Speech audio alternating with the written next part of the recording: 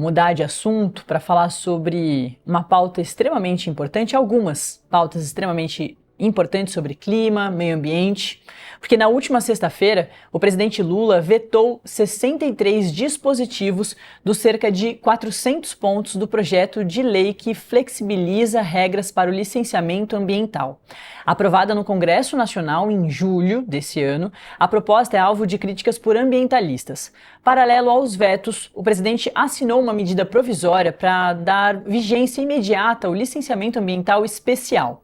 Além disso, vai enviar um projeto de lei alternativo aos dispositivos rejeitados por ele, pelo Executivo.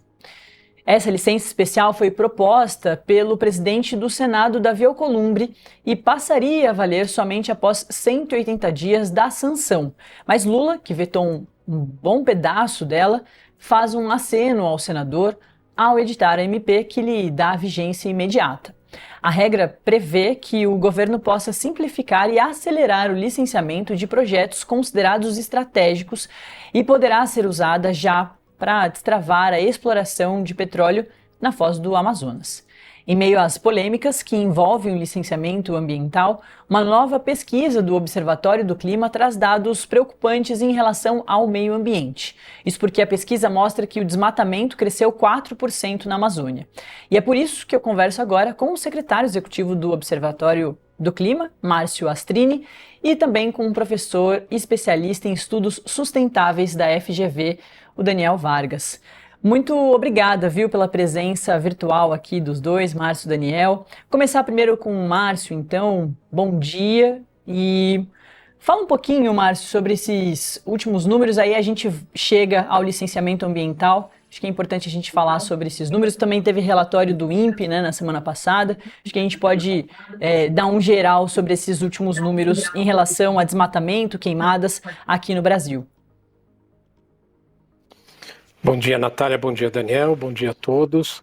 Realmente, na semana passada a gente teve, Natália, esses números que são números de alertas de desmatamento que o INPE anualmente revela. Os números finais do desmatamento saem só lá para novembro, esses daqui são os prévios, né? Então a gente começa a ter uma ideia de como esses números finais vão se desenhar. Para a Amazônia, nós tivemos um leve aumento de 4%, lembrando que no atual governo a queda do desmatamento já chegou a 45% em relação ao governo anterior, então é um dado muito expressivo, mas nós tivemos muitas secas históricas, na verdade, na Amazônia, com incêndios florestais elevadíssimos, em número muito grande, em 2023 e em 2024. E essa situação ela faz com que esses números interrompam essa queda que vinha acontecendo desde o começo do governo. Nós não sabemos como é que vão ficar os números que vêm lá para o final do ano, mas dificilmente nós vamos repetir uma nova queda no desmatamento da Amazônia. Já para o Cerrado, e os números da Amazônia vêm acompanhados também dos números do Cerrado e do Pantanal, a notícia é boa. No Cerrado nós tivemos uma redução muito grande, na casa dos 30%, um pouco mais, e no Cerrado mais de 70% na redução do desmatamento. Então, a notícia para esses outros dois biomas é de uma redução bastante acelerada, lembrando que o compromisso do presidente Lula, do governo federal, é em atingir o desmatamento zero até 2030, até o final dessa década. Portanto, ter esses valores de desmatamento diminuindo cada vez mais é essencial para que a meta seja cumprida. Daniel, vamos então começar a falar de licenciamento ambiental. A gente chegou a conversar, eu e você, lá atrás, quando o Congresso fez essa aprovação, depois de décadas dessa questão do licenciamento ambiental parada, em alguns momentos sendo discutida, mas nunca indo para frente, agora foi. E aí tinha ido para a assinatura do presidente Lula, que ficou ali com uma questão bem complexa nas mãos, porque parte dos seus ministérios, dos seus ministros, entendia que o licenciamento ambiental tinha que ser aprovado daquele jeito mesmo, para que fosse aprovado o quanto antes, concordava com o licenciamento como chegou ali às mãos do presidente, e uma figura muito importante também para ele, que é a ministra do Meio Ambiente, Marina Silva, discordando bastante do que tinha chegado. Eu lembro que você, na época, tinha ressaltado do quanto o licenciamento ambiental precisava ser discutido dessa forma, precisava ser aprovado, né? Tinha que ir para frente essa questão.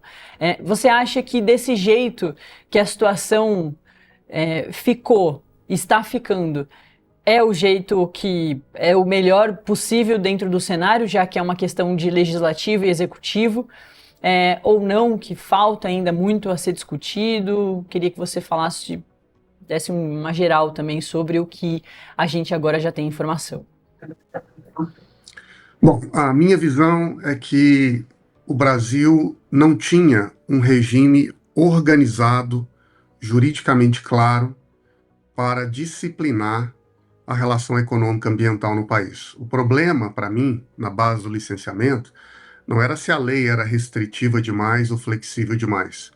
É que o que nós tínhamos no Brasil é um grande pântano de discricionariedade administrativa, em que cada autoridade tem uma espécie de espaço praticamente ilimitado para definir o que é prioritário, como fazer, de que maneira fazer. Esse ambiente pouco claro de regras acaba criando um conjunto de distorções.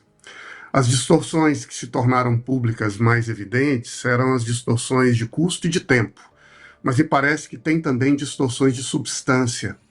Evidentemente, em um país imensamente pobre e desigual como o Brasil, a ausência de condições econômicas básicas, inclusive para empreendimentos sustentáveis, acaba criando na base da sociedade uma hostilidade, em muitos casos, até mesmo com a própria necessidade da proteção ambiental. Mas, de outro lado, me parece que o sistema de governança ambiental acaba fragilizado em um ambiente legislativo em que as regras e procedimentos são pouco claros. E aqui basta citar um exemplo muito típico do que tem acontecido no Brasil ao longo dos últimos 20 anos. Identifique os ex-diretores do IBAMA, dos diversos governos, de esquerda, de direita, aqueles que são responsáveis por, em última análise, decidir uma licença, acabam muitas vezes sendo vítima de um processo caótico, porque se ele não concede a licença, ele é pressionado politicamente. Se ele concede a licença, ele muitas vezes acaba respondendo na pessoa física, quando um procurador ou uma autoridade, porque discorda do critério adotado, entra com ação na justiça. E passará anos com a possibilidade, inclusive, de ser preso por uma decisão que tomou com base na lei. O que eu quero dizer é, nós precisamos separar o joio do trigo, retirar o licenciamento ambiental do campo da briga ideológica fatal, em que quem grita mais alto, quem tem mais dinheiro ganha, e trazer esse jogo para o ambiente da lei. É a lei e o processo legislativo que pode estabelecer parâmetros que sejam rigorosos ambientalmente e que sejam economicamente seguros para o Brasil poder crescer com preservação ambiental. Márcio, dos vetos, desses 63 vetos que o presidente assinou, tem ali evitando a implementação da licença automática, reforçando a proteção de áreas sensíveis e garantindo a exigência de estudos de impacto ambiental para projetos prioritários. Tem, por exemplo, também a licença por adesão e compromisso, a LAC, que impede a ampliação de licença simplificada para atividades de médio potencial poluidor, evitando que isso se aplique a empreendimentos de risco como barragens de rejeitos. E mais um ponto que eu gostaria de ressaltar aqui é a sem regionalização. Mantém a padronização nacional sobre potencial poluidor e tipos de licenciamento. A medida foi tomada para evitar que estados e municípios criem regras mais frágeis para atrair investimentos. Queria que você também comentasse sobre alguns desses pontos que eu trouxe aqui do licenciamento ambiental, que foi aprovado agora com alguns vetos do presidente Lula.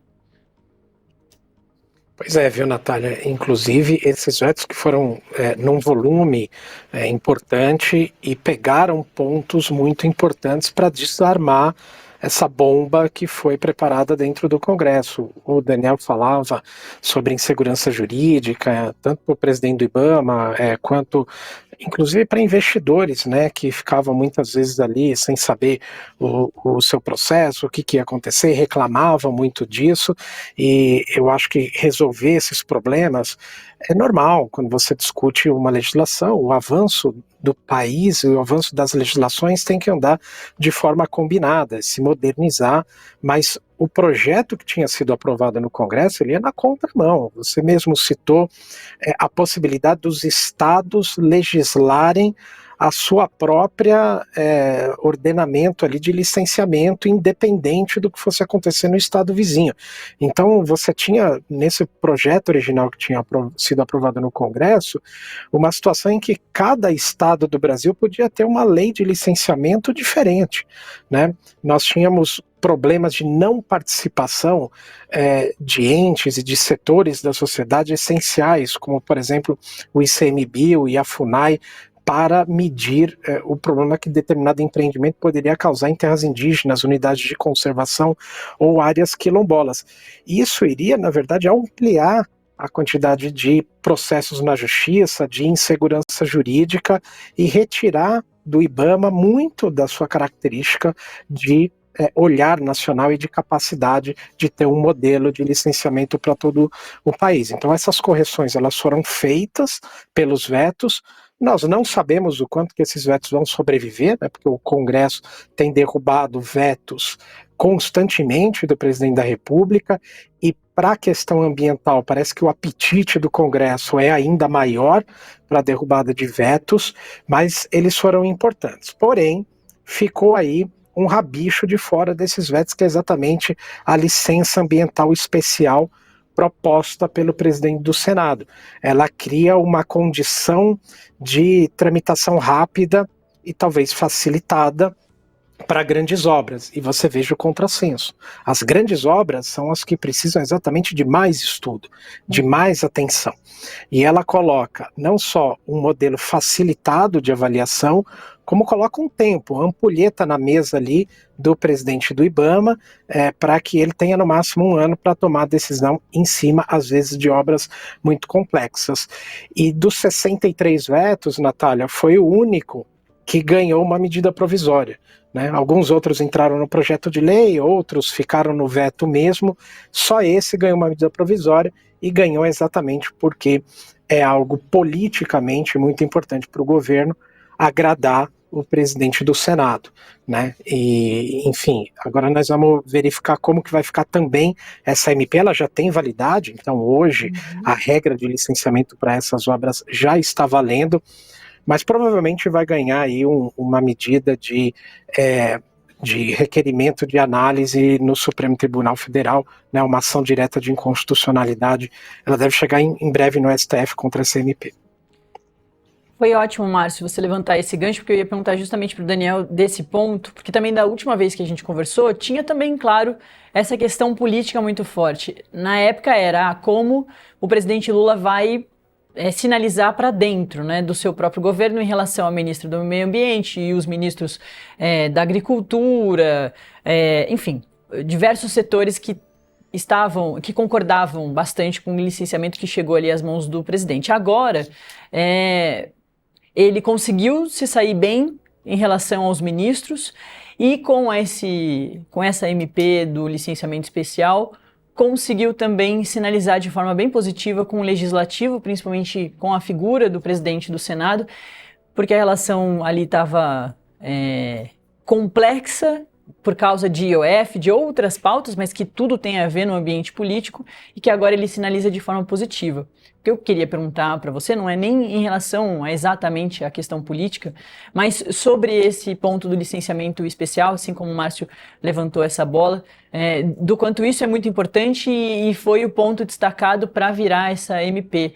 Se você concorda também com isso, se preocupa com esse ponto, afinal de contas trata dessa questão com empresas grandes, que geralmente são as maiores causadoras, né, dessas questões climáticas. A minha impressão particular é que em um país bem organizado e ciente da necessidade de realizar empreendimentos de grande porte para a promoção do seu desenvolvimento, o critério fundamental não é se nós vamos demorar 1 ano, 2 anos, 10 anos, 20 anos para conceder uma licença. É a qualidade do processo. E se essa qualidade é garantida, trazendo este tema de um ambiente em que ele é tratado como igual prioridade com qualquer outro processo de licenciamento, e tratado de uma maneira especial, e ao fazer isso também, garantir condições para avaliação técnica efetiva, com a qualidade e rigor necessários, e com a velocidade exigida para casos estratégicos para um país, me parece que não haveria nenhum problema, ao contrário, acho que seria sábio para uma nação, em um ambiente geopolítico tenso, de disputas internacionais sensíveis, de temas que podem ser decisivos para o próprio avanço de uma economia em grande parte da nação, tratar um processo de licenciamento de maneira especial. Nada disso, a meu ver, significa que esse procedimento deve ser feito de forma leniente e flexível. O que eu creio que gera um desconforto no debate desse tema hoje é que a gente não acredita no processo de licenciamento.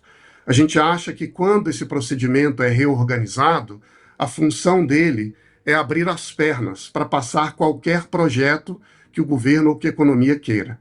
Eu creio que nos últimos anos a gente acabou desmoralizando o licenciamento ambiental. E todas as vezes, portanto, em que se trata em racionalizar ou reorganizar, isso é interpretado como um disfarce para abrir as pernas e deixar o governo passar qualquer coisa. Se o procedimento for rigoroso e rápido, garantindo grandes prioridades nacionais e um rigor na análise com a solução definitiva, me parece que todos têm a ganhar. Márcio, e a questão da fiscalização, né? Imagino que com o licenciamento ambiental a fiscalização precisa ser ainda mais rigorosa. E claro, o Brasil é um país continental, né? Tem regiões em que a fiscalização é ainda mais difícil, ou não vou dizer ignorada, mas inclusive os veículos de imprensa não chegam a esses lugares, né? Então a fiscalização também, né? Ou a cobrança, o olhar, a atenção, melhor dizendo, para essas regiões é ainda mais remota, né? Imagino, portanto, que a fiscalização tenha que ser um pouco mais rigorosa do que ela já é hoje em dia com o licenciamento ambiental aprovado. E esse é um problema, né, Natália? Porque às vezes a gente tem um arcabouço legal robusto, ou que deveria funcionar e traria bons resultados, mas na hora da implementação você não tem capacidade de Estado para fazer isso valer. E um grande inimigo da legislação é também a impunidade, né? Quando aquela legislação ela pode ser a melhor possível, se aprovada, mas ela não chega com a força do Estado para punir aquele criminoso, para ela valer na prática, então ela pode estar com belas palavras no papel, mas não tem efetividade e acaba não surtindo efeito prático. A fiscalização de crimes ambientais no Brasil, infelizmente, a gente tem essa realidade e as diferenças regionais são gigantescas. Se você pegar o estado de São Paulo, o estado que tem mais poder de arrecadação, de investimento, você tem um quadro ali de servidores dedicados ao meio ambiente, que é um quadro bem robusto, consegue fazer fiscalização, claro que não é perfeito, né, mas é onde a gente tem o melhor desempenho no país em termos de número de agentes de fiscalização ocorrendo.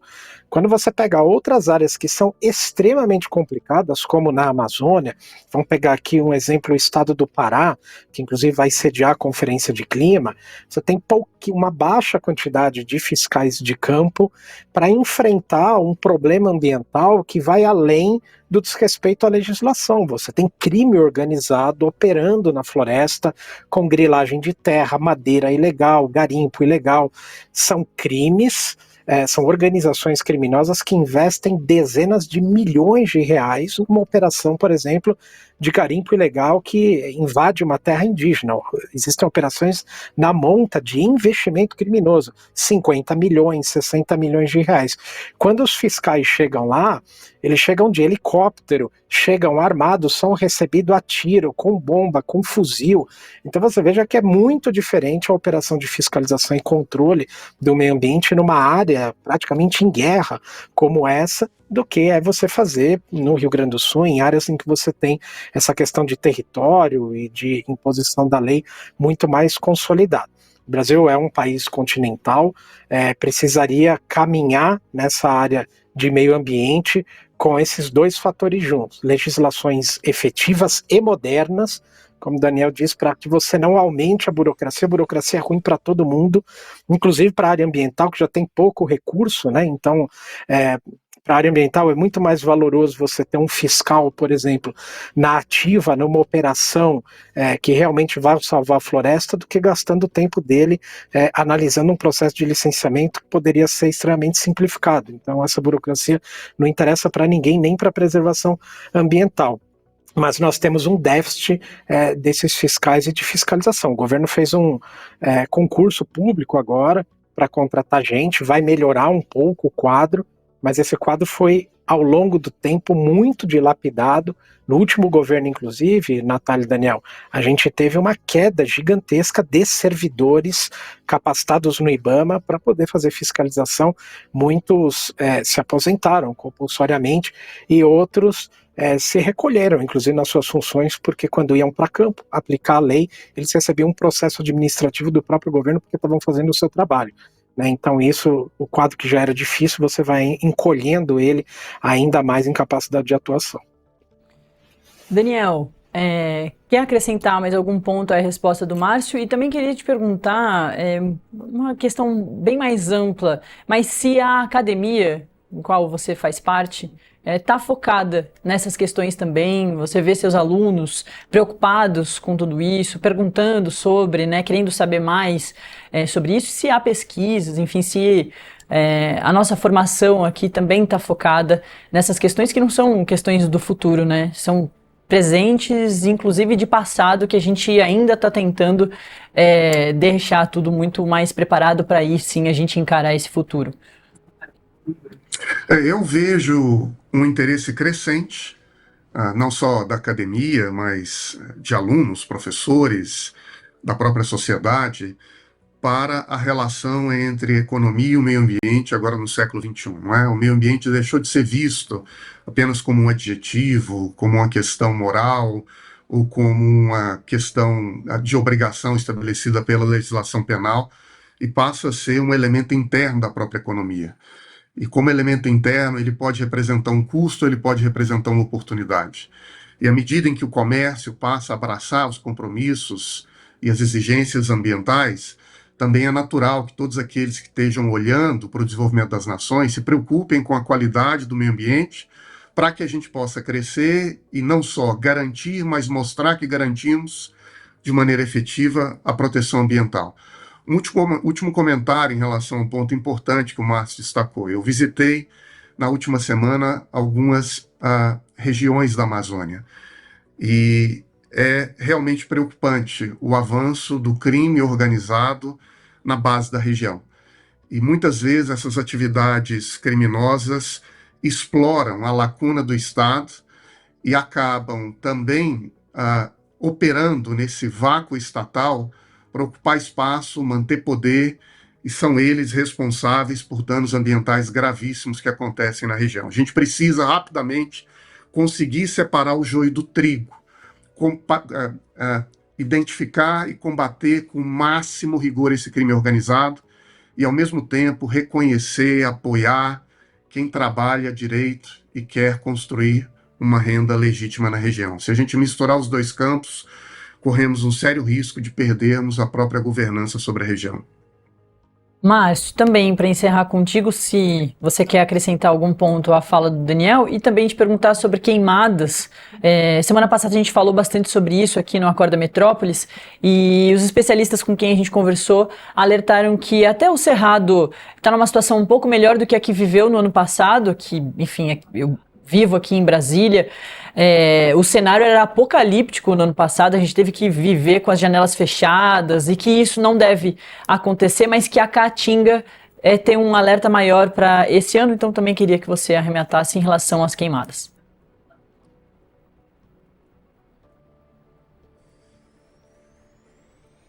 para ano, às vezes é um bioma, outro, e isso tem muito a ver também com o agravamento da crise climática, né? A crise do clima, ela vem antecipando ou fazendo mais longas ou fazendo mais severas essas situações de secas e de queimadas. Nós estamos vendo um comportamento, especialmente na Amazônia, de áreas de floresta sendo incendiadas com a floresta primária, muitas vezes, naquele local.